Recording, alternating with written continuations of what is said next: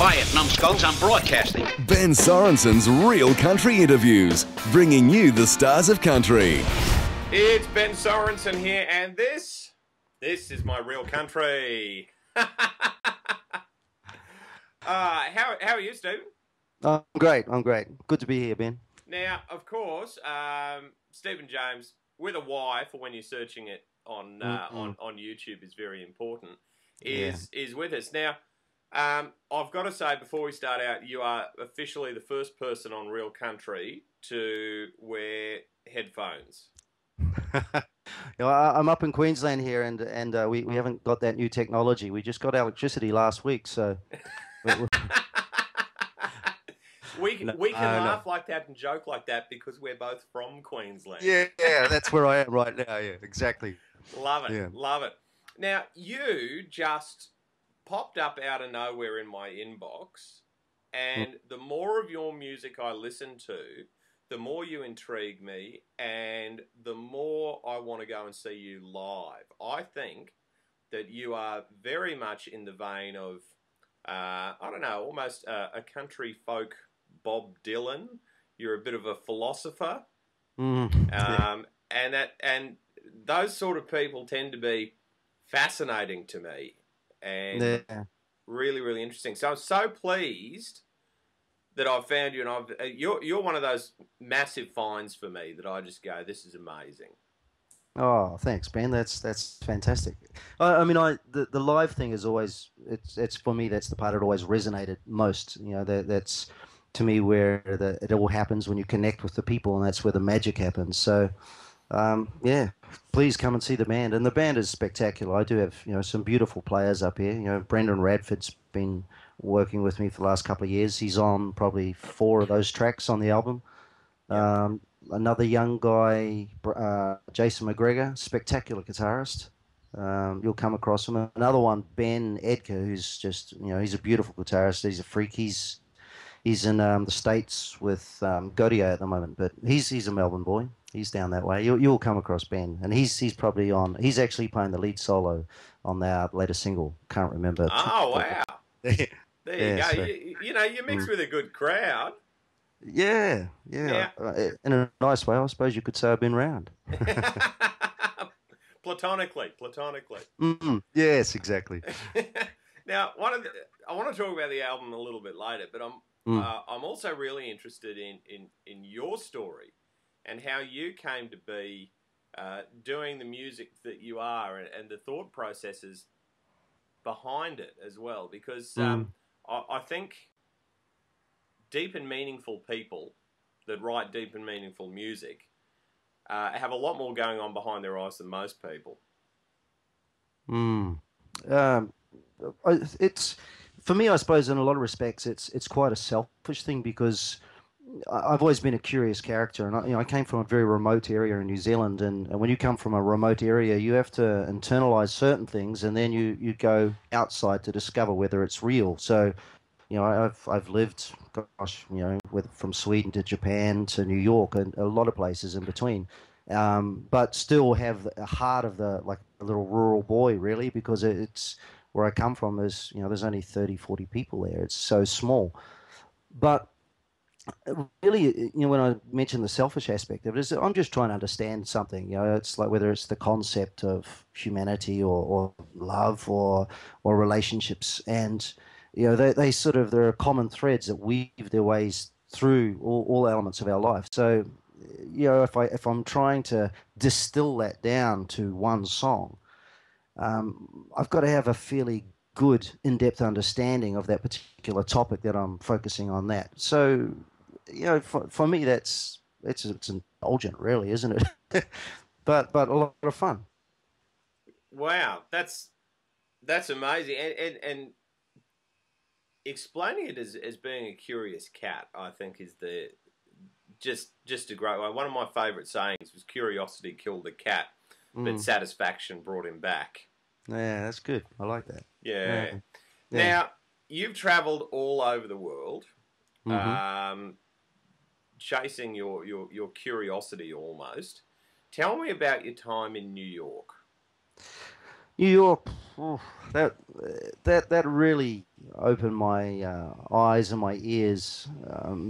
I suppose it was a lucky time and an unlucky time because I was there in 2001, 2002, and obviously there was some very dramatic changes. I was actually downtown that day, so watching that unfold was, I think that's life changing.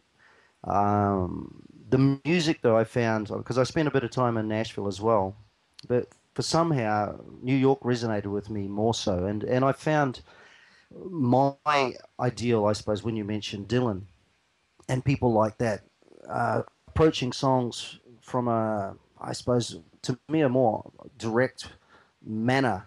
Because you're taking subject matter and then you're using all these beautiful acoustic instruments, whether it's like the band and Levon Helm and those guys. And, that's all around New York. There wasn't so much of that happening down in Nashville and the energy of those people. So you'd walk out of the madness of a New York street into this glorious little bar with these people playing the most beautiful, heart-moving, thought-provoking music. Yeah, so it just sucked me in. I love the place, I really do. Wow! And who did you work with when you were over there? Because I imagine that seeing all that music would have inspired you to actually make some great music.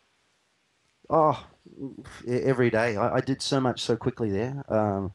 There was a guy called David Patterson that used to work with Sean Mullins. He was a regular that I used to work with. He was a beautiful guitarist, fantastic guy.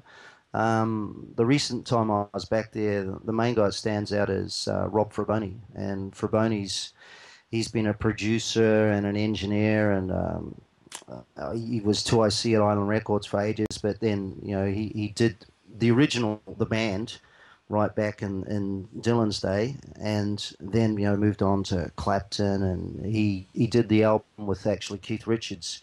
We lived just down the road from. This is how I met these guys because they were just living down the road. We'd have barbecues, and he did that album with Keith where they did the whole album with two microphones. It was and this guy's he's a brainiac and he's a scientist and he loves playing around with it. Different elements of how you can engage this, or like those classic old recordings, and he's going, what, there's like these psychoacoustics occur when you put different things in different places, and when I the reckon band psychoacoustics occur when you put Keith Richards in a room with anything else. yeah, I know, but I think maybe Rob drew some of that off Keith too, because it's definitely in there. Definitely. I reckon Keith would be an interesting person for him to work with, and I think you'd have to. Rob would have to be of a similar vein as far as eccentric and creative. He was like we recorded a few songs. I mean, that was such a buzz for me. The fact that he'd even worked with me. I mean, over here you don't even meet those people, let alone them. recording. We recorded the basis of Can't Remember to Forget, and there's another track called Perfect we did on the album there. And same thing, we do all the drums with two mics. Everything was analog. All the delays were slapped back off a 1/4-inch tape machine, an old Revox over in a corner. And he would walk in and out, and he'd be chomping away on a cigar, and he'd walk out of the room, and he described it as like, well, I'm not doing anything fancy. He says, what I'm doing is just I'm cutting away the things that annoy me or just sort of stick out and go, oh no, I don't know if I like that, till there's none of those left in the song. That was his approach to it, and he spent a lot of time walking out of the room, which I suppose, because if you're there all the time you start to become immune to certain things. So he'd walk away and we'd be carrying on, and then 15 minutes later he'd pop back up again and go, oh, just put over there, let's get rid of that. So he definitely had his way of doing things. That's absolutely amazing. And his list of his list of people he's worked with and everything is very, very cool. But I don't think any of that matters really, because the only thing I put on my resume is that he was what was he, best man at Eric Clapton's second wedding. Yeah, that's probably what he would put on it as well. But if I had known how well connected he was when I first met him, I probably would have been terrified. He was just this cool guy that lived down the road, and we're having a barbecue and a few beers, and and then we got to talking about different things. I mean, but later, as the years unfolded, I keep reading books, and he keeps appearing, or there's a movie, and there he is again, and it's yeah. Wow, what a find! What a Yeah, find. he was a find, all right. Yes. Now, tell me about the album, because I mean, we'll talk about the single soon, but the album, the thing I love about it is it flows beautifully, and there's some amazing stories there, and I really enjoy being able to put an album on, hit play, and walk away. Not going, no, I don't like that track, don't like that track. None of that happened here. Well, that's great. I mean, that's pretty much what we aim for. It's the same with the show, and I suppose that this comes from a lot of live work and performance, and you sense it. You play a new song, and you've written a new song, and you play it live, and it's just sort of, it's just not sitting there, or the people are, or you play it, and it's like people are tapping their feet and wanting to sing along, and you go, wow, I've never heard it. It's the very first time. I know this is the first time it's ever been played. So, I struck a chord. I got it right. There's a few like that going back to Mexico. Yeah, definitely the first time we played that song, it just went straight in there, and it's like, oh, that's fun. That's fun. I know that works. That's a relief. Now, like I said, the album is great. People do need to buy it and download it. But I thought we'd have a quick chat about the single "Can't Remember to Forget." How gorgeous is the video clip? That is where I want to retire. Yeah, I was lucky. I mean, that's something you don't get to recreate every day. And basically, I went home to where I grew up in New Zealand, and the cottage is an 1860s old stone cottage that my great grandfather built. So. And he actually built it for his younger brother who was coming out from Ireland. And it's not in the family, that one, unfortunately, that we're across the river now where the rest of my cousins are. I'm over there, I'm cousin Steven.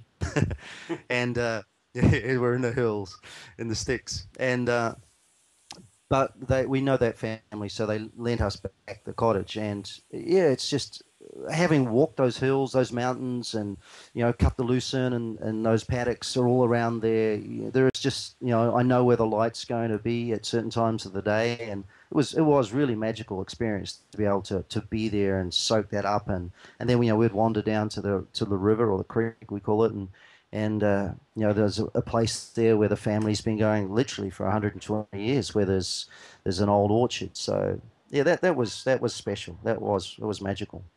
And the story behind the song is that from personal experience? Yeah, I'd like to say no, but yes. Sometimes we don't get it quite right. Yeah. But that's part of the learning experience, I think. Mm. And if we got it right every time, we wouldn't have amazing songs like "Can't Remember to Forget." Yes. It would be a very boring life, wouldn't it? And there would be no conversations. You say, "How was it?" "Oh, it was wonderful." And you, "Yeah, great." "Oh, okay." Well, we never talk about those stories. It's it's like, "Oh gosh, the clouds came in and couldn't see the mountain, and the river rose, and the trauma and the tragedy." Yeah. Well, sometimes we need to know we're not to remember exactly who we are, and I think that the album that you've put together, and particularly the single we'll go to very soon, is a wonderful example of some of your brilliant work as a modern-day musical philosopher. I think that's what I'll call you from now on. Oh, I'll gratefully accept that one. Thanks. Well, I love your work, and I think it's great, and I can't wait for you to come down to Melbourne, or for me to go up to Brisbane and catch one of your live shows. Thank you very much, Steven Jaymes. Thanks, Ben. Okay, let's count the yakking and get to the video. Can't Remember to Forget. Here it is.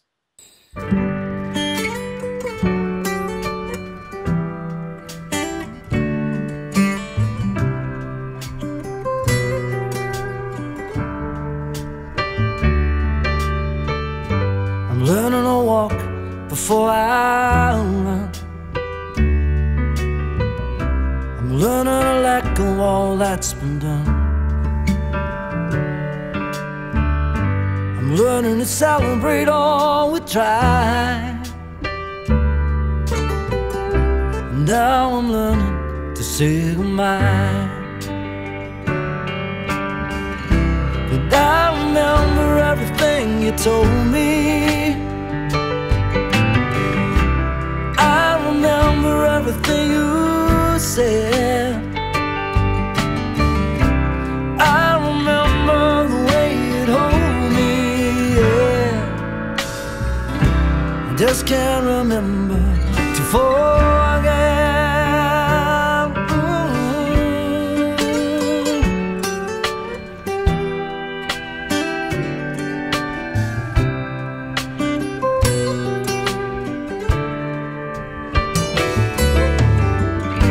So many things we used to share,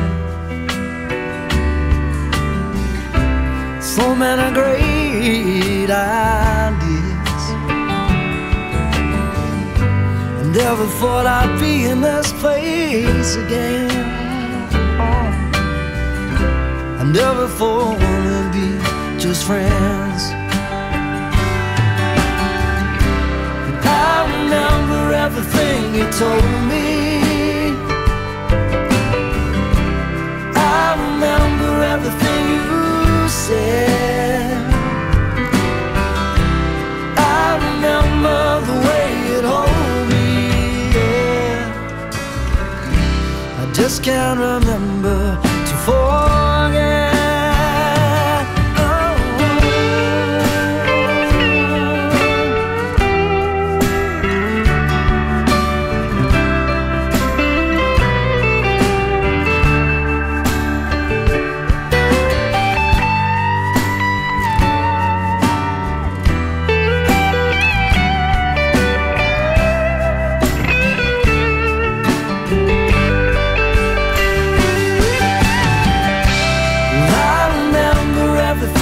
Told me. I remember everything you said. I remember the way it hold me, yeah. Just can't remember. Oh, yeah. I remember everything you told me. Everything you said. I remember the way it hold me. I just can't remember. I just can't remember to forget.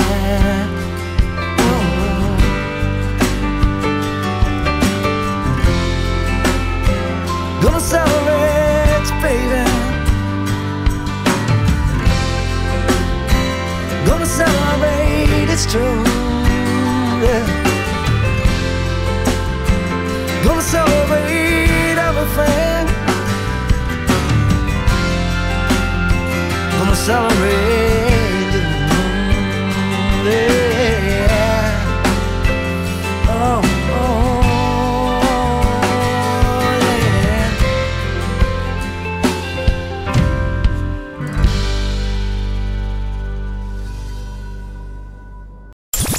Another Ben Sorensen Real Country interview. Hear this interview and many more at www.realcountrymix.com.